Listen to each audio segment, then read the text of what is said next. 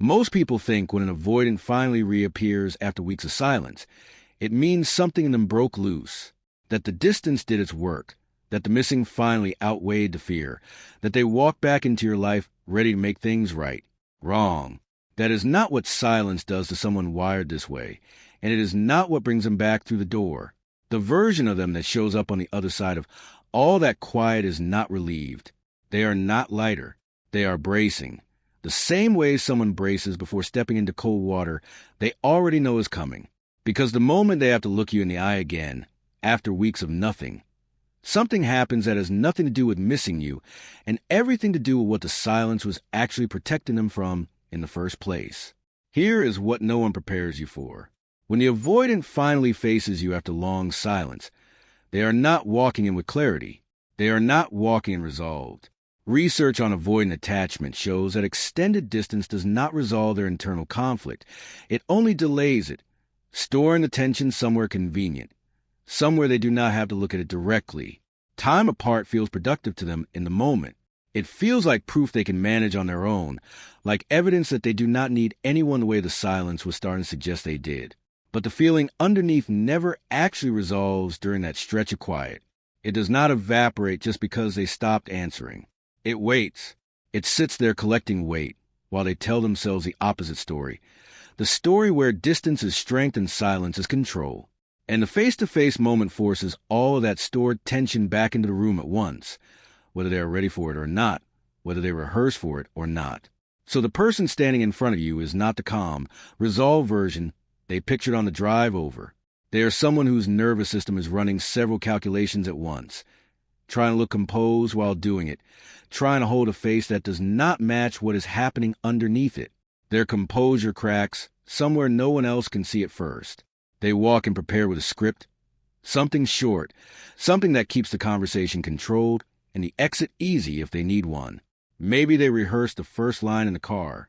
Maybe they told themselves this would be simple, a quick check-in, nothing that requires them to feel anything they cannot immediately manage. What they were not prepared for was your face doing something to their chest the second they saw it. A reaction their body registers a full second before their mind catches up and tries to shut it down. That flicker is not nothing. It is the one piece of honesty their whole performance cannot account for, because performing composure and actually feeling composed are two entirely different systems, and only one of them shows up in the eyes first, before the script even gets a chance to load. From there, they start searching your face for permission they will never ask for out loud. They are running a silent audit, one they are not even fully aware they are running, trying to read whether you are still available emotionally, still holding space for them, still the person who would let them back in without making them explain why they left in the first place. Asking directly would mean admitting the leaving mattered. It would mean admitting that the silence was not neutral, that it caused something, that they are the one who needs to know where they stand and not the other way around. And that admission is precisely the thing their entire system was built to avoid. So instead they watch your posture, they watch your tone, they watch whether you soften the moment they walk in or whether you stay even unreadable, steady in a way that gives them nothing to work with. They build their entire read of the situation off details you're not even aware you're giving them. Small things, the angle of your shoulders, how long you hold eye contact, whether your voice moves when you say their name.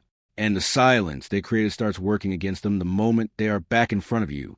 Every week they stayed away was a week they told themselves the distance was necessary, controlled, chosen with their own best interests in mind.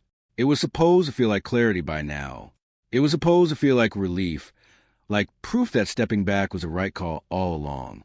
But standing across from you again collapses that story almost instantly, because the ease they expected to feel from finally getting the space does not arrive the way they thought it would.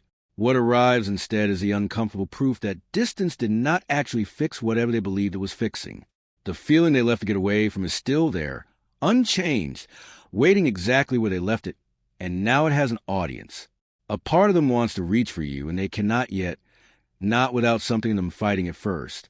The instinct to close the distance sits right there, just under the surface, closer than they expected it to be. But reaching for you means admitting the silence was never really about needing space at all. It means admitting, without saying a single word out loud, that leaving did not make the feeling smaller, that time did not do the work they were counting on it to do, And that showing up now is not closure the way they told themselves it would be. It is need, plain and uncomfortable, the exact thing they spent weeks trying to outrun. For a nervous system that treats need as danger, that instinct gets paused the second it rises, caught somewhere between wanting to move and needing to protect itself from what moving might cost. And here's the moment everything turns.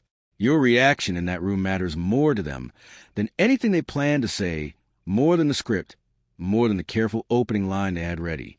They walked in expecting control the temperature of the conversation, to set the tone before you could react to theirs, to stay one step ahead the way they always have. But the second you respond with steadiness instead of the hurt or the pleading they brace themselves for, the entire script they prepared collapses in real time, right there in front of you, with nowhere left to hide it. Research on avoidant attachment finds that a partner's emotional regulation during reunion is one of the strongest predictors of whether an avoidant leans in or retreats again, more predictive than almost anything either person actually says out loud in that moment. And underneath that steadiness, something breaks open in them that they cannot fully hide, no matter how practiced they are at hiding things. What they start fearing is not that you moved on. It is something quieter and far more unsettling than that.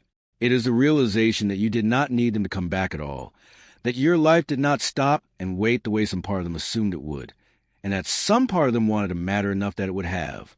The fear of being unnecessary to someone they were sure would wait shows up in that exact second, not as a hypothetical, not as something to consider later, but as something sitting right there in a room with them, impossible to talk themselves out of no matter how composed they manage to look on the outside. This is not a strange or unusual reaction, and it does not mean something is wrong with either of you. It is simply what happens when distance meets its own limits, when the story someone told themselves about needing space runs directly into the reality of standing in front of the person they left. Their composure cracking is not weakness on their part, and it is not a sign that you did anything to force it or provoke it. It is what happens naturally, almost mechanically, when someone finally faces the thing the silence was built to postpone in the first place. And on your side of that room, none of this requires you to perform anything, to soften more than feels honest or to prove a point. You did not owe them stillness while they were gone, and you should never let anyone, including them, convince you that healing on your own timeline was somehow a punishment aimed at them. You held steady because something in you finally understood that waiting to fall apart until they decided to reappear was never going to be the version of you that you actually wanted to become. Your composure in that moment was not a performance built to make them regret leaving, and it was never designed as a test to see how they would react. It was simply the natural result of no longer needing their presence to feel complete, something you built quietly on your own while they were busy interpreting silence as control and calling it peace. So you have two choices in front of you now, standing in that room, facing the version of them the silence finally sent back. You can let this moment become the start of something honest, either a version of them who finally faces what the distance was truly protecting them from, or a version of yourself who no longer measures your worth by whether they come back at all, on any timeline, for any reason. Or you can watch this reunion for exactly what it already is, proof that the wanting was never one-sided, proof that you were never the one who needed the silence to feel safe. They needed to stand in front of you and feel, even once, what it cost to walk back into a room, without knowing if you would still be there waiting.